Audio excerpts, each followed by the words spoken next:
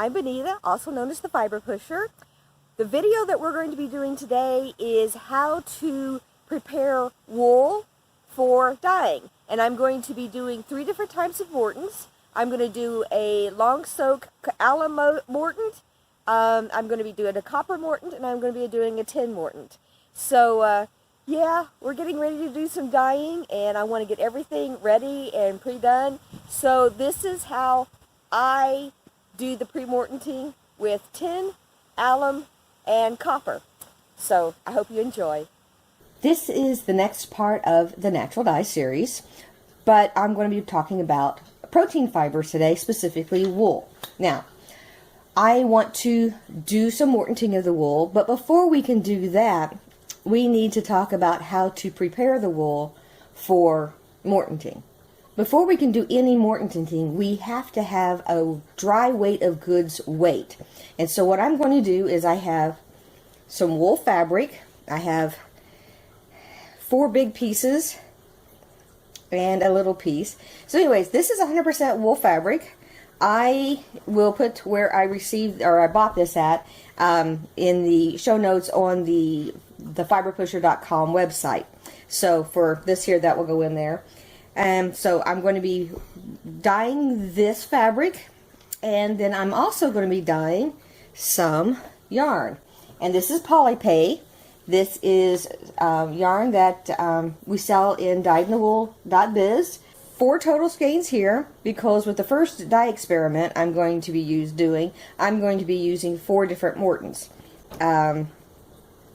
So anyways, I need to weigh all this dry, and then I can put it in the pot and start getting it pre-soaked. It needs to be thoroughly wetted before you put it in the Mordant pot, otherwise you're going to get pretty blotchy, streaky Mordant uptake, which means you're going to not get a really good dye job.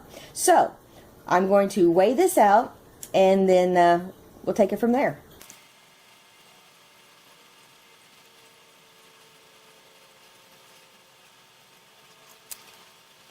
Next, I'm going to weigh out the fabric. Now, like I said, this is 100% wool fabric. It's absolutely gorgeous fabric. I mean, it's really, really nice wool fabric.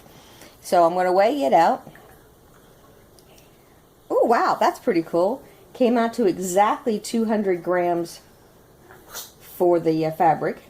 So if you look and see what I have here, on the Polypay yarn, here's my 4 skeins, and they equal 332 grams.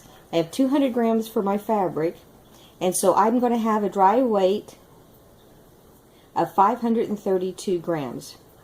Kind of hard to write sideways. And so that is what I'm going to use for my calculations on my my 4 Mordants. So I'm going to go ahead and get these a soaking. I'm going to put them in hot water with just a little bit of Unicorn Power Scour. I'm assuming that the yarn coming straight from the mill has some spinning oils in it, and I don't know whether the fabric has any sizing in it or not. It doesn't feel like it does, but I'm just going to go ahead and put a little bit of Unicorn Power Scour in there just to, if there is any in there, I want the fabric to come out just as evenly dyed as I possibly can. So let me go take care of that. So I have in this bucket, sorry, floaty. I have in this bucket here about 12 liter of water. It's a 5-gallon bucket, and yes, I know I'm going back and forth between imperial and metrics, but this is America, and this is just yes, we're a confused society when it comes to measurements. Now, what I'm going to do here is put in a little bit of Power Scour and not much. Now, you can use the original Blue Dawn dish detergent with this. That works just fine, but only put a drop or 2. It is highly concentrated, and you just really want to break the viscosity of the water and make it, absorb in a little bit better. Also, to break down any remaining oils and grease and stuff in it. And it's not like these are really, really dirty or anything. We just kind of want to make sure that there's no oils and grease and stuff in them before we dye them. So I'm only going to put in just a blurb.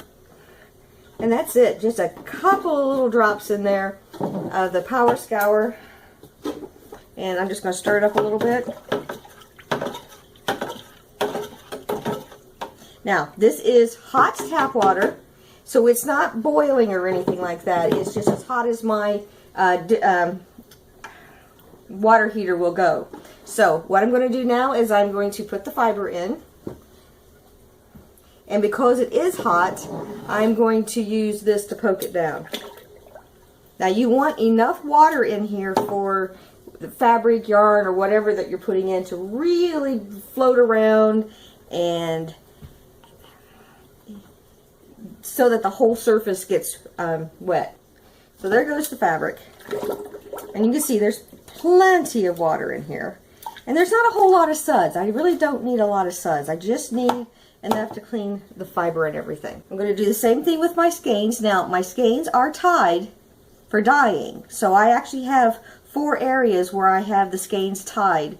That just keeps the skeins from getting, messed up while you're dyeing, and you don't really want that to happen. So I'm going to poke that down in there. And if you notice, I still have plenty of water in here.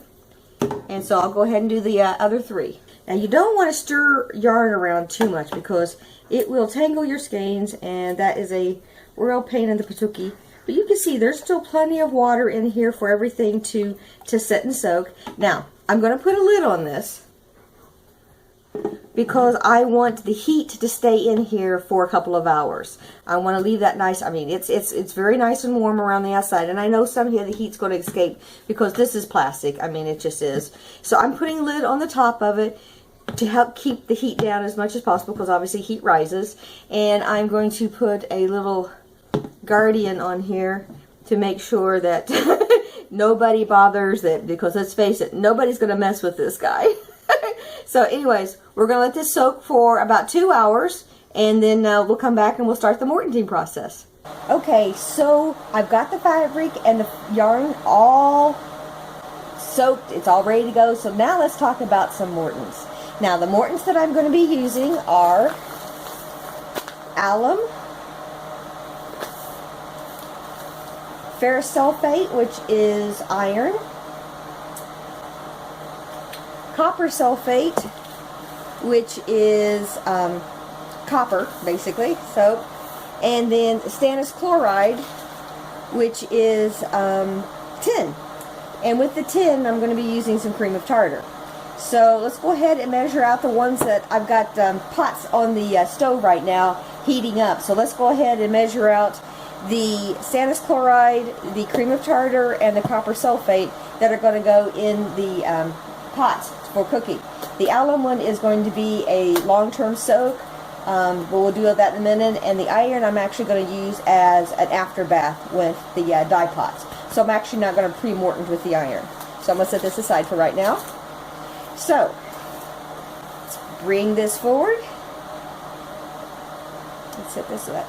Okay, so I like using coffee filters for this kind of thing because they're disposable, obviously, and they don't weigh anything. So I'm going to go ahead and turn this on. All right, got the grams. Now, I've done some calculating, and the calculations for the wool, for 532 grams of wool fabric and fiber is alum 10%, but we will do that in a second. So I need 3% weight of goods, or about 16 grams of tin. You don't want to overdo tin because tin can make your wool feel really harsh and brittle. And then 6% weight of goods for the cream of tartar, or approximately 32 grams. So I'm going to weigh out the 16 and the 32 grams together, which is 48 grams.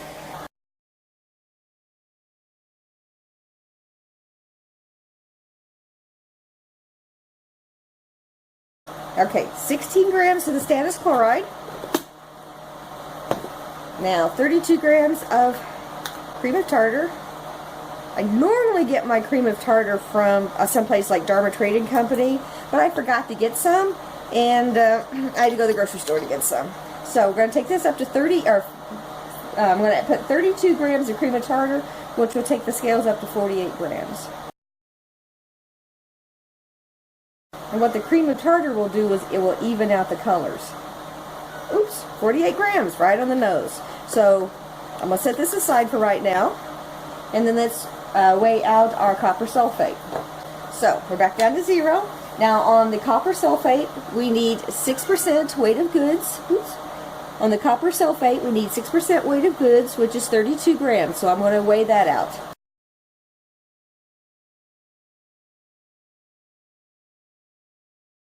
Now this is the same kind of stuff that you put in ponds to kill algae and everything. So this is what I use. Also, you can get copper pipe and soak it in vinegar. With the iron, you can get rusty nails and soak it in water or vinegar. That's the same way, but I like to actually measure this a little bit more precise. So off that goes, and let's head on over to the stove and get these put in the pots. Okay, both the tin and the copper need to be dissolved before I put them in the pot. So I've got some hot water here, and I'm going to pour these in.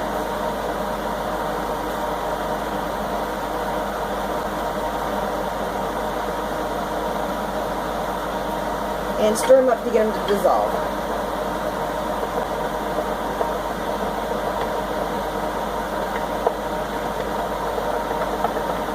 Let that dissolve a bit.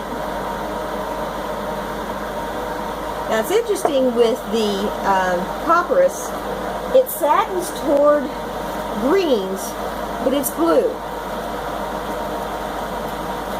And as it gets hot, it will change more toward a green color. Okay, so I got you tilted back up so you can see the pots.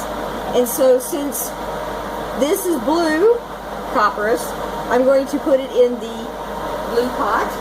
Or just help me remember what's in there.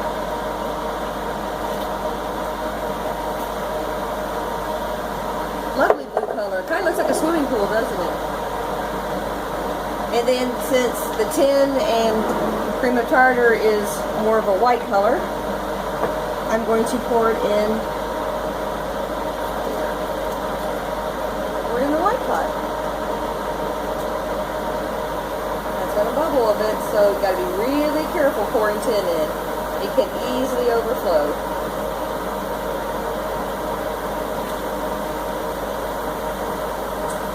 So there we go.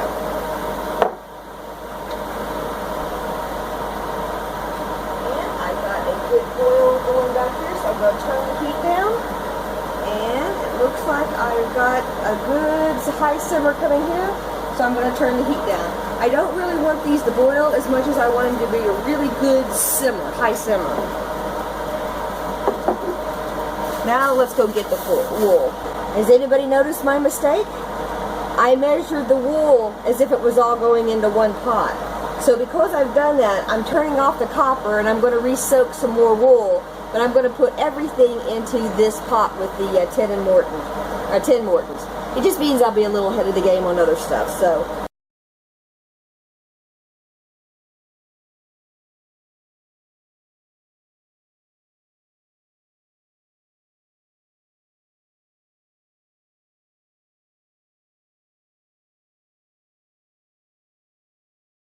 It's starting to simmer now, so I'm going to bring this up to a high simmer. Now, because it has wool in it, you don't want to stir it around a lot or you're going to felt everything.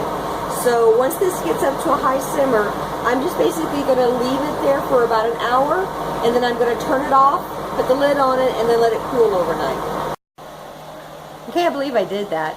I guess I wasn't thinking that I was going to be splitting it between basically 4 Mordants, so I needed to take that total of 532 and divide it by 4. And so what I did was I actually measured the Mordants as if I was mortanting everything in one pot. It's okay, I have the fiber, I have the yarn, so I've got the copper sulfate turned off right now, and the tin and the cream of tartar is doing its thing. And then I've got some more fabric and yarn soaking, which came out to almost identical, the same weight. So I can use the same calculations. I think it's, I don't know, 4 or 5 grams difference in weight. So that worked out really, really well. Slow down. Take your time. It's that old thing of measure twice and cut once. I measured once and didn't think about it. But that's okay. Like I said, it's going to work just fine. The alum, I am going to have to recalculate well, I'm going to have to wind off some more yarn for it. But I'm going to do that once this here is done cooling off and everything, or at least into the cooling off process.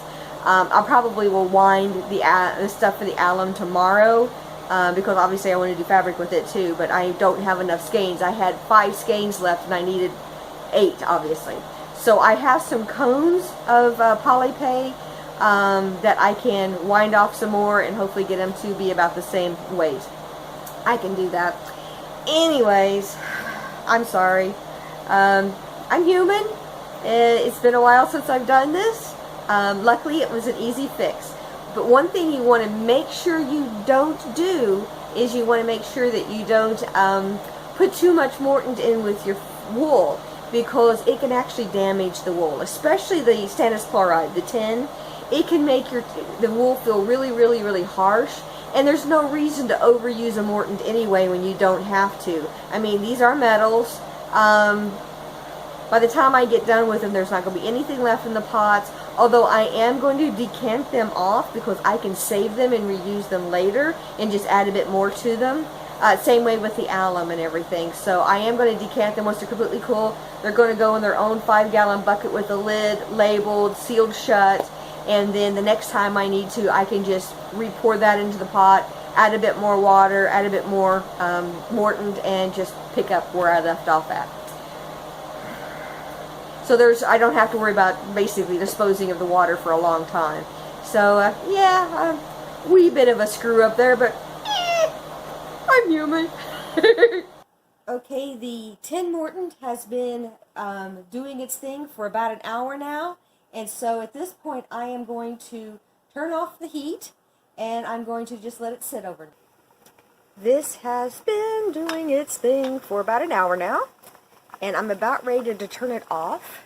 Now, remember that the copper sulfate was blue, and I told you it was going to turn green? And look at that. It's actually a lovely green. I absolutely think this is one of the most beautiful greens. But copper saddens toward the greens, and that's why we have a bit of a green color here. So I'm going to turn the volume. I'm going to turn the volume down. I'm going to turn the heat down and off. So there it is. It's off. And I'm going to pull it off the heat, and I'm going to let it sit overnight and cool off. And this will be the copper Mordants be done. Actually, I'm really kind of glad I messed up the calculations, because now I don't have to do any pre-mortanting for a while. I have plenty for several dye pots. I guess it's a bonus, huh? Okay, all I've done is I've got some lukewarm water in here with just a drop or two of Dawn dish detergent, just to help rinse it off a little bit. The reason why you especially want to rinse off the tin is it can actually cause damage to the wool, in the fact that if you get too much tin, it will make the wool feel harsh or crunchy or anything like that. So we're going to wash the wool real quick. Very quickly, not real fast. I mean, not thoroughly or anything, because I don't want to obviously rinse off the Mordant or anything. But I do want to get the excess off so that it doesn't damage the wool.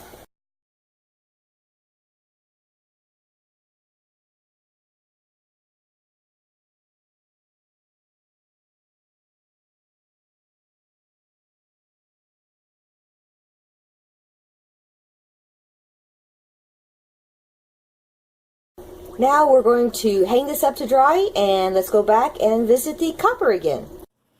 And this is the reason why I am going to decant this off. As you can see, there is still some copper in here. And so I've got a start for next time, and I don't have to put as much copper in there. So, and actually it's funny, it shows up bluer on the screen. It's a little greener in the pot. But still, this is the reason why you decant it off. There's no reason to waste that copper. And like the tin, I'm going to rinse this out a little bit. Now, if I were to put this straight into the dye pot, I would put this straight into the dye pot. But the fact that it's going to be sitting for some weeks before I use it, there is no reason to have all that copper on there. I don't know what the copper will do to the wool, but let's just play it safe and just rinse off the excess. Got a little too much suds in here, so I'm actually going to rinse it. Now, as you can see, is a bit of copper in the water that rinsed off. That's the excess copper. Now, most municipalities, if you've got public sewers, this is no problem. Their system is used to dealing with things like this, and this is such trace elements that they're not going to worry about it.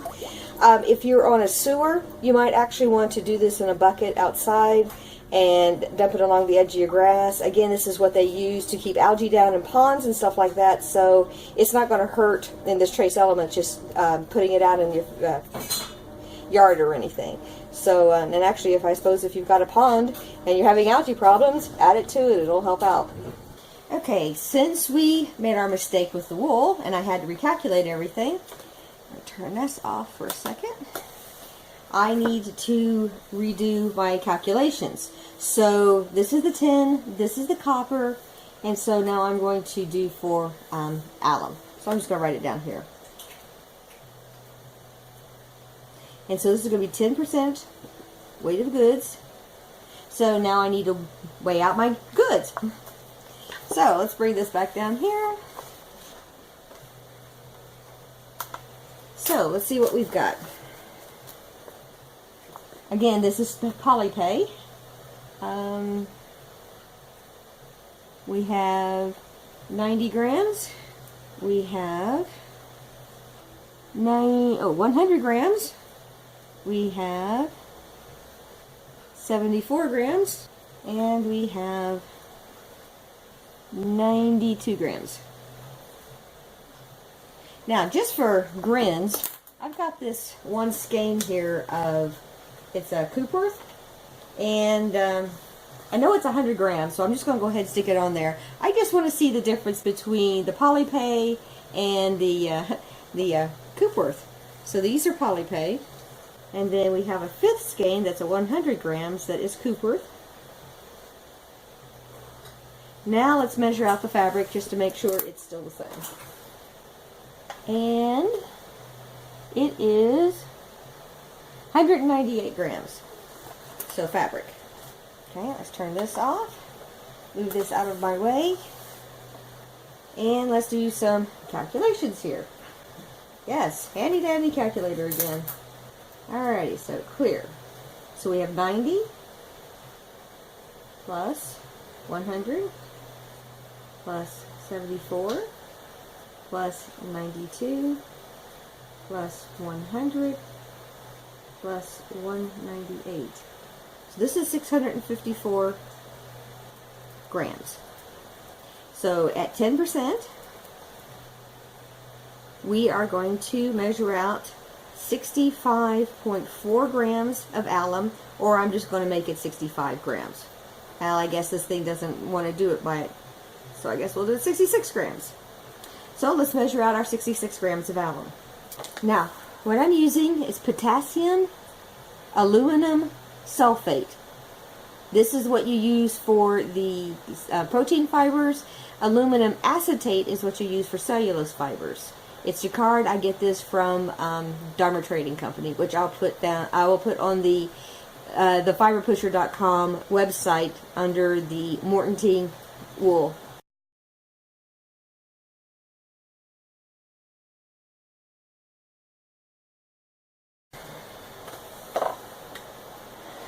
So I got some hot water here, and let's pour our alum in here.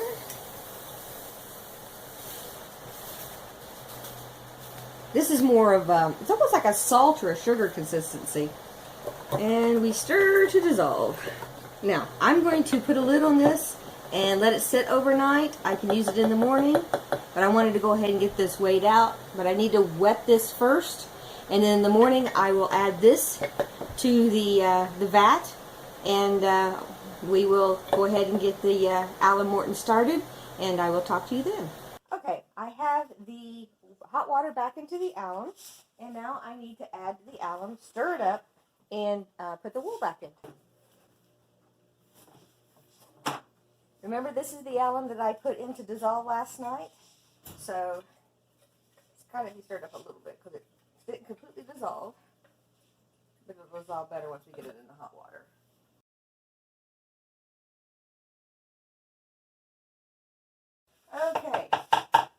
by the way. It helps if you mark your stuff. Let's go ahead and add our fabric back in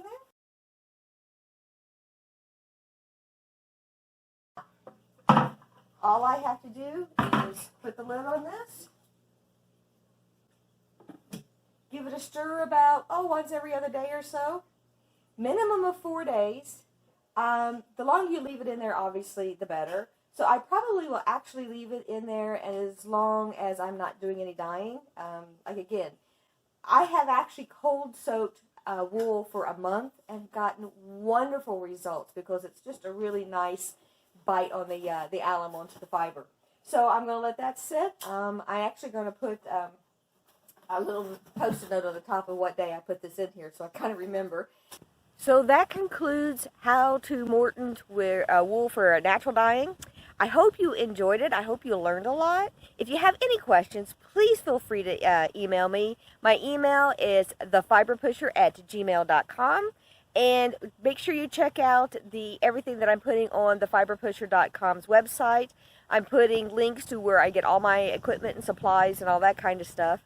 And I want to put a special thank you out there for Brendan Heather of Brendan Heather Yarns. The 2 pots that I used on the stove for Mordanting the wool, they supplied to me. Bless your hearts, thank you. Those things are wonderful. They're the perfect size, and they're amazing. I love the fact that they've got the clear lids too, because that really helps a lot. So again, if you have any questions, let me know. Like I said, check out the links, and I hope you enjoyed it as much as I did, and I can't wait to start doing some dyeing.